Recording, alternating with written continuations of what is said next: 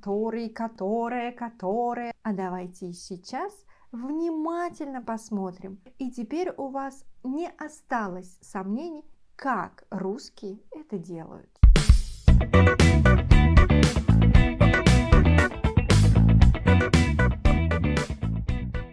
Привет! Меня зовут Марина, и вы на канале Russian Language Club. На этом канале я рассказываю о русском языке, о грамматике, о фразах и о интересных моментах. И сегодня как раз такое видео. Я расскажу о слове «который». Наверняка вы часто слышали, как русские говорят «который», «которая», «которая», «которые». Да, русские часто используют это слово в разговорах. Итак, слово «который» в русском языке соединяет предложения. Кажется, все просто. У вас есть 2-3 предложения, и вы хотите сделать одно. Для этого вы используете слово «который». Это мой друг.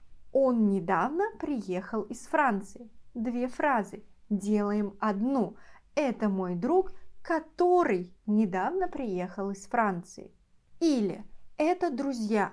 Они приехали поздравить меня с днем рождения. 2 фразы, делаем одну.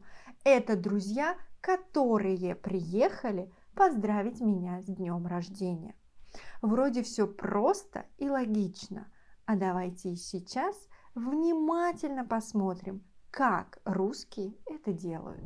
Как вы видите, слово «который» изменяется по родам и числам, а также по падежам, что зависит от конструкции придаточной части, то есть той части, где находится слово «который».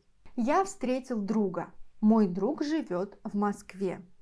Я встретил друга, который живет в Москве. Здесь слово «который» заменяет субъект. Он живет в Москве. И поэтому мы используем слово «который» именно в именительном падеже. Который живет в Москве. Обратите внимание, я встретил друга. Друг здесь у нас объект. Но во второй части который уже будет субъектом, потому что это вторая придаточная часть со словом «который». Я встретился с другом, он живет в Москве. Здесь уже я встретился с кем? С другом. Но вторая часть такая же, он живет в Москве. И поэтому у нас будет звучать так. Я встретился с другом, который живет в Москве. Вторая часть у нас будет точно такая же, потому что живет кто? Который живет в Москве. И нам будет не важно, какая конструкция будет в первой главной части. Я встретился с другом, мы не виделись 5 лет. 2 фразы. Обратите внимание на вторую фразу. Мы не виделись с ним 5 лет.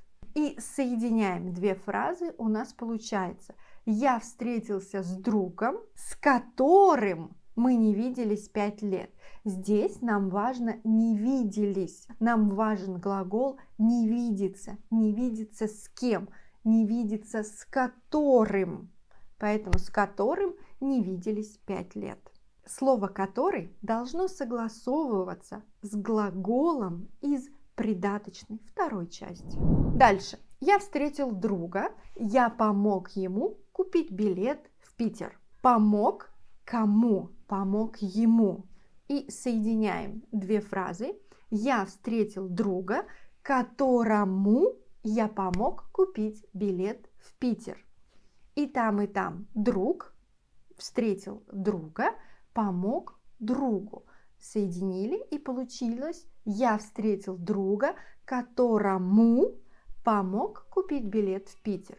Обратите внимание, что слово «который» мы изменяем как прилагательное, как слово «новый» или как слово «красивый». Точно так же будет изменяться и слово «который». Еще важная деталь. Обратите внимание на письмо, а точнее на знаки препинания. Придаточная часть предложения, то есть не главная часть предложения со словом «который», всегда выделяется запятыми. С одной стороны и с другой, если фразу вы продолжаете. И последняя, но главная деталь. Сложные предложения со словом «который» русские часто говорят. То есть эта конструкция часто используется в разговорной речи.